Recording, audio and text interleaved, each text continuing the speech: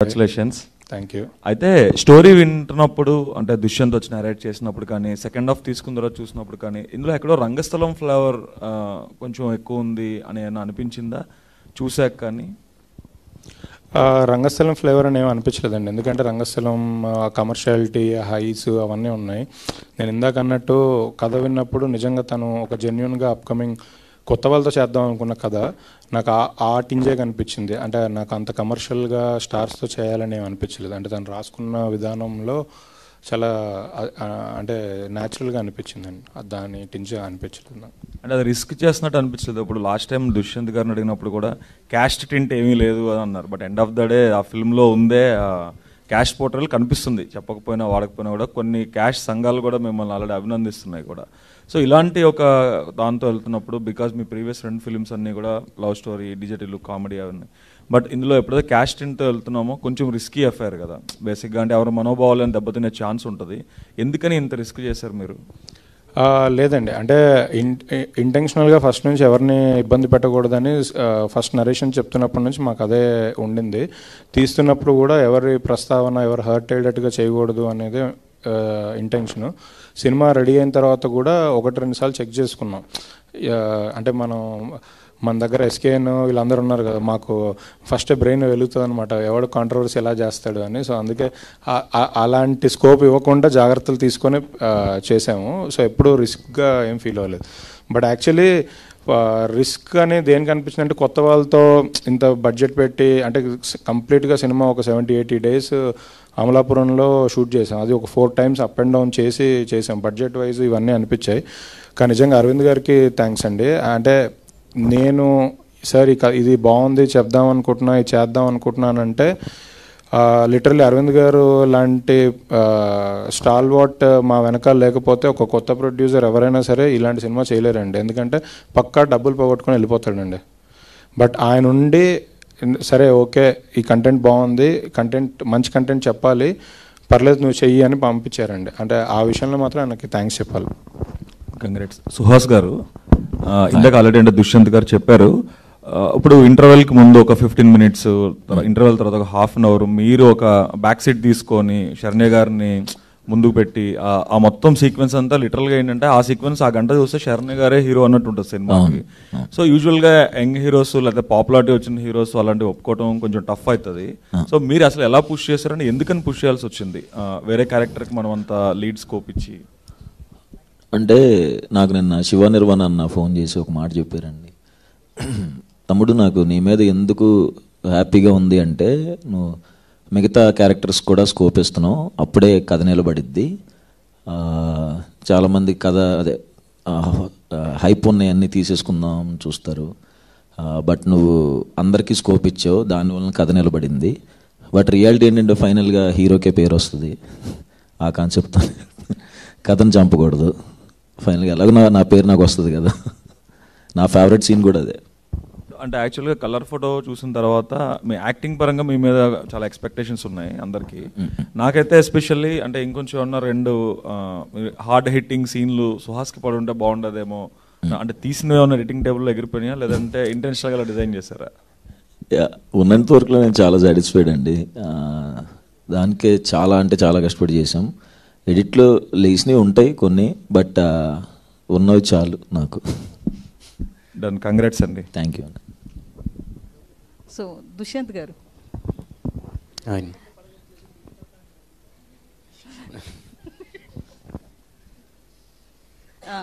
అయితే మూవీలో ఒక వర్గానికి సంబంధించిన కమ్యూనిటీని చాలా క్లియర్గా చూపించారు.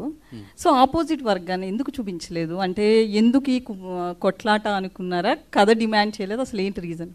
అంటే ఒక వర్గాన్ని చూపించాను అంటే కథని బేస్ చేసుకొని, అంటే కొన్ని ఒరిజినల్ కథలు చూపించినప్పుడు ఆ వర్గాన్ని అలా చూపించాం, కానీ మనం వెర్బల్గా ఎప్పుడు చెప్పలేదండి సినిమాలో. అంటే అవతల వర్గానికి కూడా ఎందుకు తీసుకోవటం అంటే, నేను ముందు నుంచి చెప్పినట్లు ప్రతి కథలో ఒక అప్పర్ క్యాస్ట్ లోయర్ క్యాస్ట్ ఉంటారు, బట్ వాళ్ళని మెన్షన్ చేసి చెప్పాల్సిన అవసరం లేదు సినిమాకి అనేది ఉద్దేశంతో అంతే. ఇక్కడ కూడా కొన్ని సీన్స్ ఆ డైలాగ్స్ వల్ల మీకు అలా అనిపించవచ్చు, కానీ నేను ఎక్కడ మెన్షన్ చేయలేదు. అవును, అదే ఎందుకంటే కొన్ని చోట్ల కులాలు చెప్పకపోయినా కూడా తోకలో ఏదోటి తగిలించి ఇంటిస్తారు. బట్ ఇక్కడ ఎక్కడా కూడా ఒక్క చోట కూడా దొరకలే అవతల వాళ్ళు ఎవరు అనేది. అవతల వాళ్ళు దొరకలేదు అంటే దొరికిన వాళ్ళు కూడా ఉన్నారండి. దొరికిన అంటే కొన్ని ఇంటి పేర్లు చూసి అవి గుర్తుపట్టడం అలాంటివి ఉన్నాయి. కానీ ఎక్కడ నేను అంటే వాళ్ళిద్దరి మధ్యలో కథ చెప్దాం అనుకున్నాను, కానీ వాళ్ళిద్దరిని మెన్షన్ చేయాల్సిన అవసరం అనిపించలేదు నాకు. అదే కొన్ని డైలాగ్స్ వల్ల మీకు అలా అనిపించవచ్చు. అంటే మీరు చెప్పిన దాని ప్రకారం రియల్ స్టోరీ అని చెప్పారు. నిజంగానే ఆ ఎండింగ్లో మనకి ఆ జైల్ సీన్ కావచ్చు అవన్నీ నిజంగా జరిగాయా? అదే కొన్ని ఇన్సిడెంట్స్ని బేస్ చేసుకొని కథ అల్లుకోవడం జరిగిందండి. అందులో కొన్ని మాత్రం ఒరిజినల్గా అంటే జరిగిన సంఘటనల నుంచి తీసుకొని చేసినవే. సో పోలీస్ స్టేషన్ సీన్ అయితే హైలైట్ సినిమాకి. ఓకే. సో నిజంగానే ఆ సీన్ జరిగిందా? మీరు పోలీస్ స్టేషన్లో అయితే జరిగిందండి, అలా జరగలేదు. దాన్ని మనం ఇంకా యాడ్ చేసాం అనమాట. అంటే పోలీస్ స్టేషన్లో ఏం జరిగిందో నాకు తెలియదు కాబట్టి నేను ఇలా ఉంటే బాగుంటుంది అనుకొని చేశాను. పోలీస్ స్టేషన్లో అయితే జరిగింది, అక్కడ ఏం జరిగిందో నాకు తెలియదు కానీ నేను చెప్పాను. సుహాస్ గారు, సో థర్డ్ హిట్ కొట్టారు. సో మీరు ఇండస్ట్రీలోకి వచ్చేటప్పుడు హీరో అవ్వాలన్న థాట్తో అయితే వచ్చి ఉండకపోవచ్చు మేబీ. సో అనుకోకుండా వచ్చినా కూడా, అనుకుని వచ్చిన వాళ్ళంతా ఎలా ఉన్నారో మనం చాలా మందిని చూసాము. అనుకోకుండా వచ్చిన అంత 3 హిట్లు పడ్డాయి మీకు, అది కూడా చాలా సక్సెస్. అంటే నటనకి ఇక్కడ స్కోప్ వచ్చింది. అంటే హిట్లు ఎవరికన్నా రావచ్చు, బట్ నటన పరంగా మాత్రం సుహాస్కి చాలా స్కోప్ ఉన్న సినిమా. 3వది కూడా అట్లే చూస్ చేసుకున్నారు. సో ఎట్లా ఫీల్ అవుతున్నారు దీని గురించి? చాలా హ్యాపీగా ఉందండి. నిజంగానే హీరో అవుతానని అనుకోలేదు, కానీ ఎక్కడో సబ్ కాన్షియస్ మైండ్లో అనుకుని ఉంటాను చాలా గట్టిగా, అందుకని అయిపోయి ఉంటానేమో. చాలా హ్యాపీ అండి, చాలా ఆనందం. నెక్స్ట్ కూడా ఇంకా అన్ని హిట్లు కొట్టాలి, ఇంకా బాగా చేయాలని చూస్తున్నాను. సో ఫ్యామిలీ మెంబర్స్ నుంచి ఎట్లాంటి కామెంట్స్ వస్తుంది? ఫుల్ హ్యాపీ అండి. మా అమ్మ ఫోన్ చేసి నేను ఇంకా బయటకు రాలేకపోతున్నాను రా క్లైమాక్స్ చూసి అని ఏడ్ చేసింది మా అమ్మ. సో అందరూ ప్రౌడ్ అండి. దుష్యంత్ గారు సార్, అంటే డిస్క్రిమినేషన్కి రివోల్ట్ అవటం అనేది ఒక మేజర్ కమర్షియల్ ప్లాట్, కానీ డెమోక్రటిక్ వేలో కూడా రివోల్ట్ అవ్వచ్చు అనేది మీరు చాలా ఎఫెక్టివ్గా చూపించారు. ఎస్పెషల్లీ ఏంటంటే వెంకన్న బాబు వాళ్ళ వైఫ్ ఈ నైట్ వచ్చి మాట్లాడుతుంది హీరోయిన్తో, నువ్వు నైట్గా సపోర్ట్ చేయాల్సింది, పగలు చేస్తే దానికి ఉపయోగం ఉంటుంది అంటారు. అంటే one of the best ideology అనిపించింది మనకి. మనం ఏంటంటే మనసు ఒకరికి సపోర్ట్ చేస్తుంది, మనిషిగా ఒకరి పక్కన ఉంటాం. అలాంటి వాళ్ళందరినీ అడ్రస్ చేసినట్టు అనిపించింది. ఆ సీన్ గురించి ఏమైనా మాట్లాడతారు? అదే అంటే యాక్చువల్గా మన ఇంట్లో ఉన్న వాళ్ళందరూ ఒకలాగా ఉండరండి. అంటే బేసిక్గా మన అన్నయ్య చేసే పని మనకు నచ్చకపోవచ్చు, ఒక వైఫ్ చేసే పని హస్బెండ్కి నచ్చకపోవచ్చు. సో మన ఇంట్లో ఇట్ సెల్ఫ్ అంటే సొసైటీలో చాలా క్యారెక్టర్స్ ఉంటాయి. ఒక క్యారెక్టర్కి పోలిక ఉండదు. సొసైటీ అనేది ఇంటి దగ్గర నుంచే స్టార్ట్ అవుతుంది. సో ఇంట్లోనే ఒక క్యారెక్టర్కి ఇంకో క్యారెక్టర్కి పోలిక ఉండదు.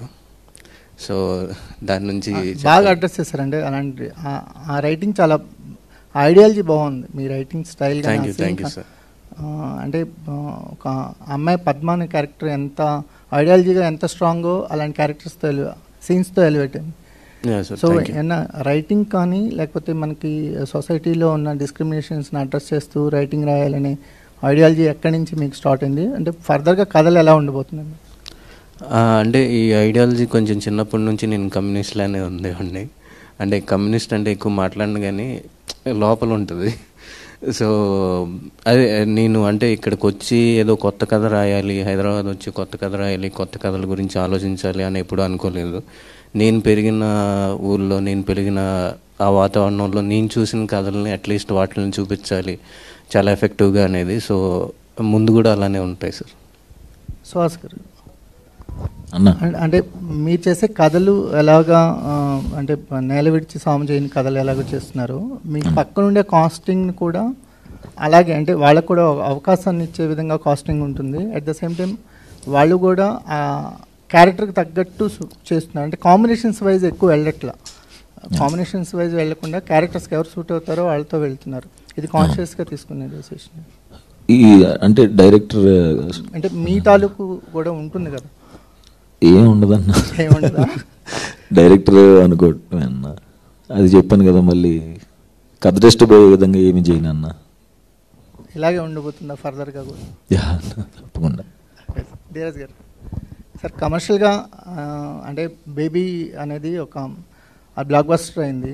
నెక్స్ట్ ఇప్పుడు అంబాజీపేట కమర్షియల్గా ఎంతవరకు సక్సెస్ ఉంది? ఏంటంటే ఫర్దర్గా వచ్చే ఇలాంటి సినిమాలు చేద్దాం అనుకున్న వాళ్ళు కూడా ఒక ధైర్యాన్ని ఇచ్చే విధంగా ఈ సక్సెస్ ఉందా? లేదండి, డెఫినెట్లీ ఇలాంటి సినిమాలు చేస్తే జనరల్గా రెవెన్యూ కొంచెం తక్కువనే ఉంటుంది. బట్ ఫార్చునేట్లీ ఈసారి ఆడియన్స్ మా మీద అయితే కొంచెం జాలి, ప్రేమ, కరుణ అన్నీ చూపించారు. సో ఈ సినిమా తర్వాత చాలామంది ఇలాంటి కథలు మళ్ళీ చేయడానికి ముందుకు వస్తారని నేను అనుకుంటున్నాను. Thank you.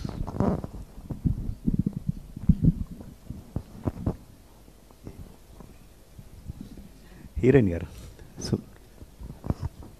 హలో అండి. ఈ సినిమాలో మీ క్యారెక్టర్ చాలా స్ట్రాంగ్గా ఉంది. సో అలాంటి క్యారెక్టర్ని మోల్డ్ కావడానికి మీరు చేసిన హోంవర్క్ ఏంటి? అంటే నరేషన్ విన్న తర్వాత ఆ క్యారెక్టర్ గురించి ఇంకా డెప్త్లో వెళ్ళడానికి స్క్రిప్ట్ రీడింగ్ చేయమన్నారండి మా డైరెక్టర్.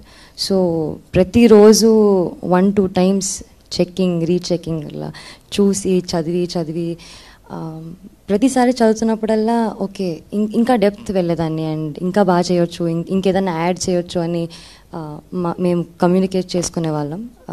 ఇంకెంత గ్రాఫ్ పెంచొచ్చు లక్ష్మి క్యారెక్టర్ది అని. సో అలా అది చాలా హెల్ప్ అయింది. అండ్ మేము వర్క్షాప్ చేస్తున్నప్పుడు కూడా చాలా హెల్ప్ అయింది. అంటే సెట్లో టైం వేస్ట్ చేయకుండా మేము హోంవర్క్ బాగా చేసుకున్నాం. So I think that work. Me real లైఫ్లో కూడా మీరు ఇంత స్ట్రాంగ్గా ఉంటారా? చాలా గట్టిదండి అండి. ఓకే.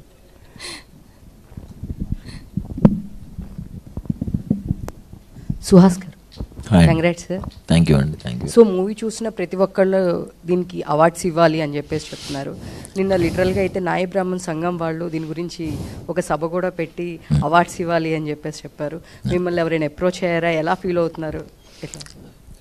సినిమా సక్సెస్ అయిందండి, దానికి చాలా హ్యాపీ. అవార్డ్స్ రావాలని ఉంటుంది లోపల, వస్తే హ్యాపీసే. సో ధీరజ్ గారు. హలో అండి. Hi sir, congrats. Thank you అండి. సో మీరు అన్నారు అల్లు అరవింద్ గారి సపోర్ట్ ఉంటుంది ఎప్పుడు అని చెప్పేసి. సో మూవీ మీరు ఫస్ట్ ఇట్లా కాన్సెప్ట్ కానీ అనుకున్నప్పుడు సో దీనికి బడ్జెట్ కూడా ఎక్కువ పెట్టామన్నారు. సో ఓన్లీ సుహాస్ గారినే అనుకున్నారా లేదా ఏమైనా చేంజెస్ అనుకున్నారా స్టార్టింగ్ నుంచి? లేదండి, ఫస్ట్ నుంచి సుహాస్ గారే ఉన్నారు. అంటే ఈ కథ నా దగ్గరికి డైరెక్టర్ తీసుకొచ్చే ముందే సుహాస్ అని వాళ్ళిద్దరు అనుకోనే వచ్చిందండి కథ. ఓకే. సో అరవింద్ గారికి చెప్పినప్పుడు మరి బడ్జెట్ ఎక్కువ అవుతుంది, మీరు చెప్పినట్టు 3-4 టైమ్స్ అక్కడ వెళ్ళి చేసి రావడము. సో అప్పుడు ఏమీ భయపడలేదా మీరు? లేదండి, ఆ 3-4 టైమ్స్ వెళ్ళి చేసి రావడం అనేది బెటర్మెంట్ కోసం చేసింది. బట్ అంటే ఫస్ట్ నుంచి కథ చెప్పినప్పుడు ఇది అన్నప్పుడు మీరు చూస్తే రీసెంట్ టైమ్స్లో మా అటెంప్ట్స్ అన్ని నాయిటు కానీ ఇది కానీ మేము జెన్యున్గా కొన్ని కథలు ఎప్పటికీ గుర్తుండిపోయే కథలు చెప్పాలనే ఉద్దేశంతోనే ముందుకు వచ్చామండి, అంతే.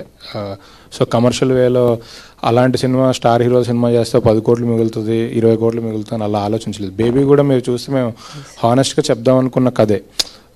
సో ఏదో కమర్షియల్గా డబ్బులు వచ్చేస్తాయని చేసింది కాదు, మేము కథను నమ్మి జెన్యున్గా చెప్దాం అనుకున్న కథే అండి. సో అంటే సక్సెస్ అయ్యే కథ మీరు తీస్తున్నారా? మీరు ఏది తీసినా సక్సెస్ అవుతుందా? అంటే రీసెంట్ డేస్లో చూసుకుంటే బేబీ కానీ ఇది కానీ ఏదైనా రన్నింగ్ హిట్స్లో ఉన్నారు? ఈ క్రెడిట్స్ అన్నీ యాక్చువల్లీ చెప్పాలంటే డైరెక్టర్స్ అండి. ఇదేదో మనం చేస్తే సక్సెస్ అయ్యేది ఏం లేదు. డైరెక్టర్స్ అందరూ వేరు వేరు డైరెక్టర్స్, వాళ్ళ క్రెడిట్స్ ఇవన్నీ. Thank you.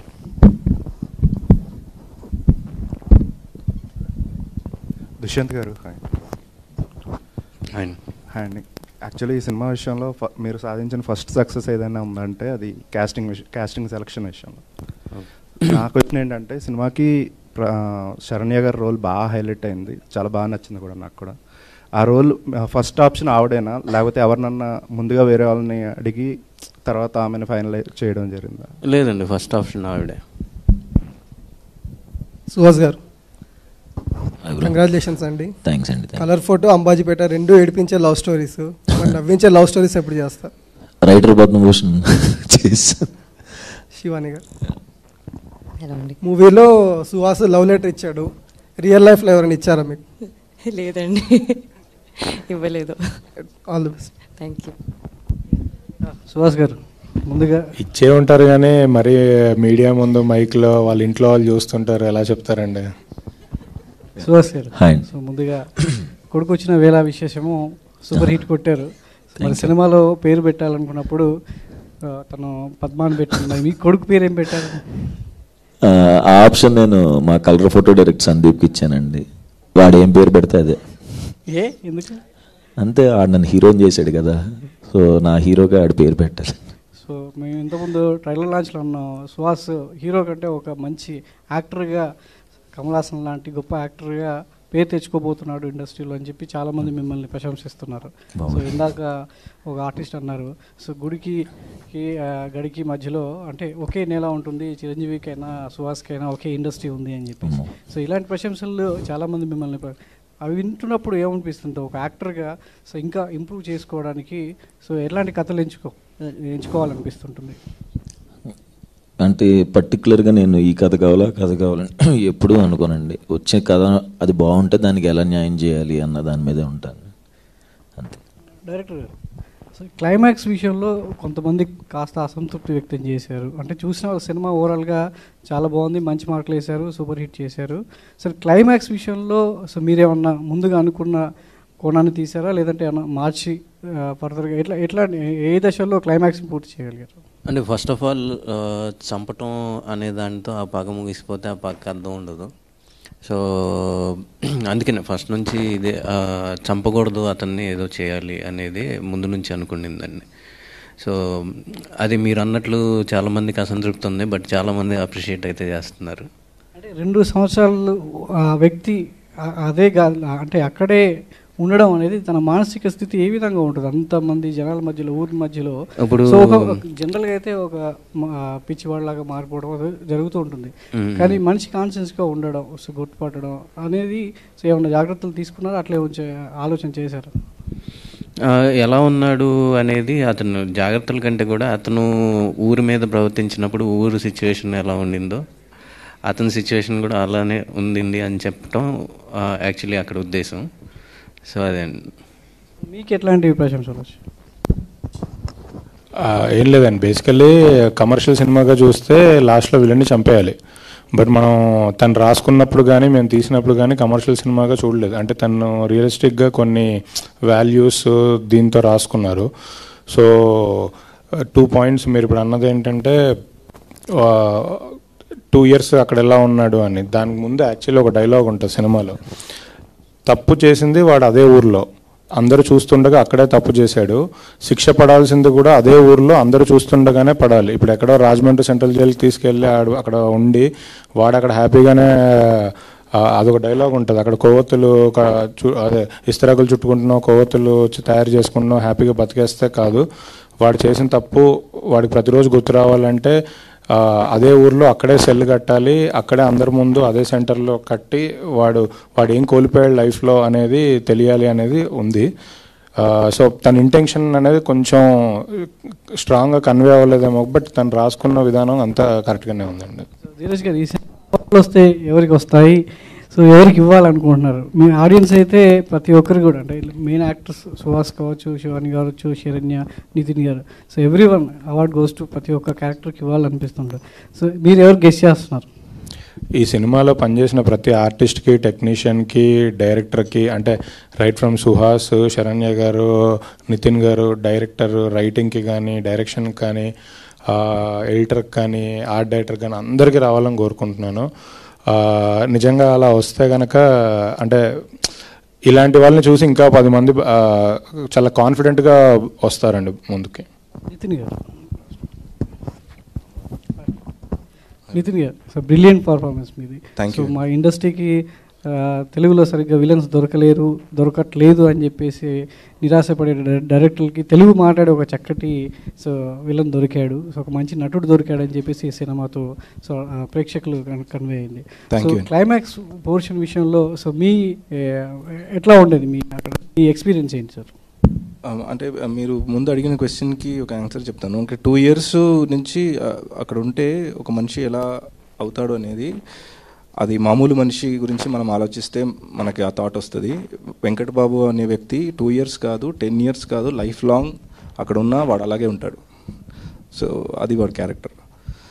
చాలా చాలా గ్రేట్ ఎక్స్పీరియన్స్ ఏంటి, నాకు మళ్ళీ లైఫ్లో ఇలాంటి క్యారెక్టర్స్ దొరుకుతుందా అనేది కూడా తెలీదు నాకు. I think the best character I got in my career. Thank you. Suhas అన్న, కంగ్రాచులేషన్. థ్యాంక్స్ అన్న, thank you.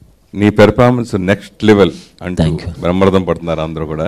Thank you. So అంటే సక్సెస్ వచ్చిన తర్వాత జాగ్రత్తలు చాలా తీసుకుంటారు. వరుసగా హ్యాట్రిక్ కూడా కొట్టావు. సో ఇక నుంచి సుహాస్ సినిమాలు ఎలా ఉండబోతున్నాయి? నేను నెక్స్ట్ ఇప్పుడు రిలీజ్ అయ్యే సినిమాలు కూడా అయిపోయినాయి, కొన్ని ఆల్మోస్ట్, కొన్ని సగం అయినాయి. సో ఇది ఖచ్చితంగా ఆడిద్దనే నమ్మకం ఫస్ట్ నుంచి ఉందన్న. సో దీనికి తగ్గట్టే మిగతా దానికి అదే నా క్యారెక్టర్లో కానీ కథల్లో కానీ వేరే వేరే అనుకునే సెలెక్ట్ చేసి పెట్టుకున్నా అన్న.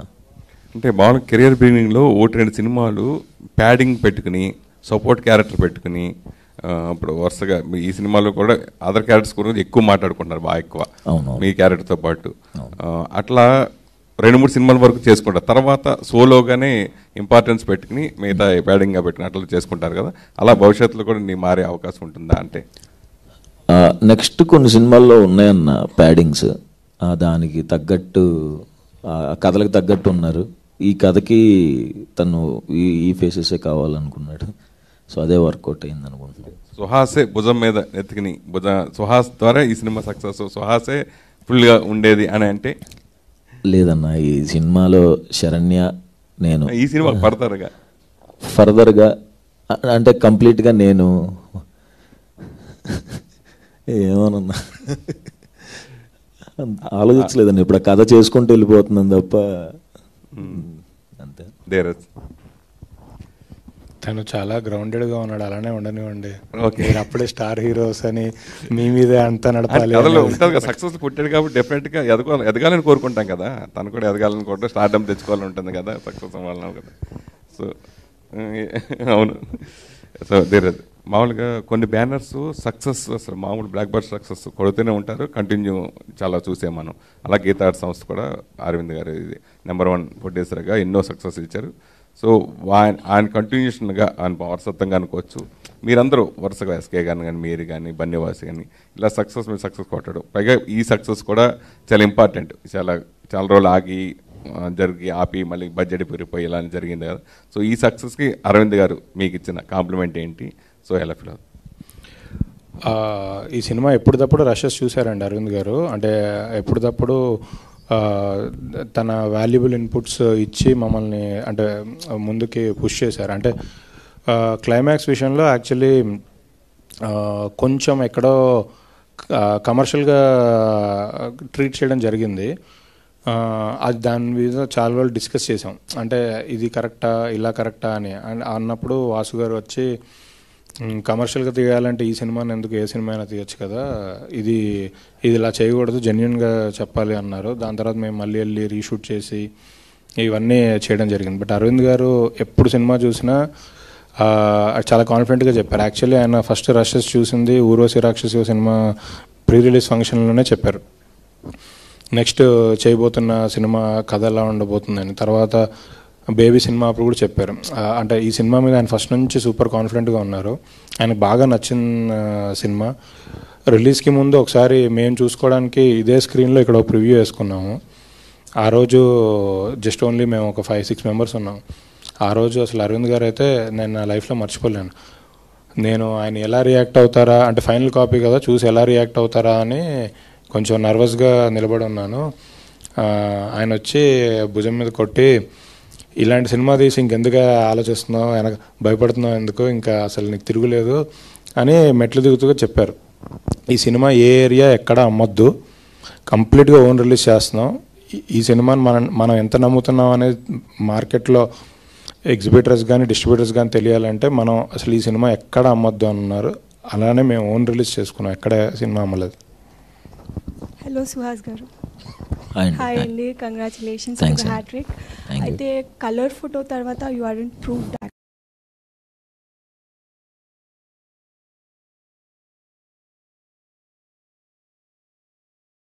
యాక్టర్ అవుతారని మీకు చెప్పారు. Now you are enjoying that fruit. ఎలా అనిపిస్తుంది మీకు? అండ్ మీరు వారితో మాట్లాడడం కానీ ఏమైనా జరిగిందా ఈ మధ్య కాలంలో? అంటే ఎప్పుడైనా ఒకసారి మాట్లాడుతూ ఉంటే అప్పుడప్పుడు అంత ఖచ్చితంగా వాళ్ళందరూ నేను వర్క్ చేసిన వాళ్ళు వచ్చిన వాళ్ళందరూ నా సక్సెస్కి వాళ్ళు చాలా హ్యాపీ ఫీల్ అవుతారండి. సుహాస్ అన్న, ఇది సుహాస్ సినిమా అంటే ఒక గుడ్నే ఉంది ఆడియన్స్లో. ఆ సినిమాకి వెళ్ళిపోవచ్చు, గుడ్డిగా వెళ్ళిపోతారు ఆ సినిమాకి. ఏదో ఒకటి మంచితనం ఏదో ఒకటి మంచిగా దొరుకుతుంది ఎంజాయ్ చేయడానికని. సో మీరు lot of upcoming actors struggle అవుతున్నారు, అంటే ఒక ప్లేస్ ఇండస్ట్రీలో ఒక ప్లేస్ పెట్టుకోవడానికి స్ట్రగుల్ అవుతున్నారు, బెగ్గింగ్ చేస్తున్నారు, మా సినిమా చూడండి అది ఇదని. సో వాళ్ళందరికీ మీరు ఇచ్చే సలహా ఏంటి? అంటే చాలా స్ట్రగుల్ ఉంది మీది ముందు నుంచి, క్యారెక్టర్ ఆర్టిస్ట్ నుంచి ఇప్పుడు హీరోగా వరకు వచ్చారు. సో వాళ్ళందరికీ మీరు ఇచ్చే సలహా ఏంటి? వచ్చే అప్కమింగ్ వాళ్ళకి అంటే అప్కమింగ్ అంటే నేనైతే యూట్యూబ్లో షార్ట్ ఫిల్మ్స్ చేసుకున్నానండి. ఆ షార్ట్ ఫిల్మ్స్ బాగా చేసుకుని యూట్యూబ్లో పెడితే అది చూసి డైరెక్టర్స్కి నచ్చితే వాళ్ళు పిలుస్తారండి. నాకు అలా వర్కౌట్ అయింది. మరి అందరికి అలా వర్కౌట్ వద్దలేదు తెలియదు. మంచి కంటెంట్ యూట్యూబ్లో పెడితే సినిమా వాళ్ళు పిలిచేస్తారండి. అంతే. థ్యాంక్ యూ సో మచ్ అండి.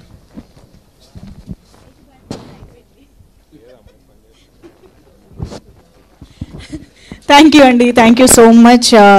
Ambajipeta marriage band team members అందరికీ మరొక్కసారి హార్టీ కంగ్రాచులేషన్స్.